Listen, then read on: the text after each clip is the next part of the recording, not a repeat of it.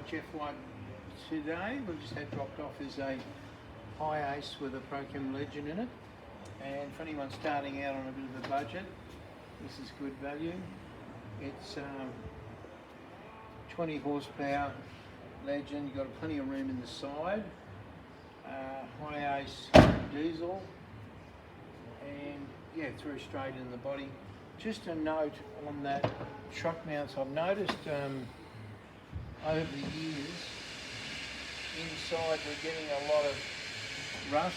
For those of you who've got truck mounts, when you go home, leave the door up, leave the side door, let some air get through, because when they come home nice and hot, these things heat up and you've got surface rust everywhere, all around your truck mount, inside your van, because as you shut it up, all the condensation sits. So try and get in the habit when you go home at night to pull up, open up the back, open the side door, wait an hour, go and have a cup of tea or whatever, then come out and shut it up.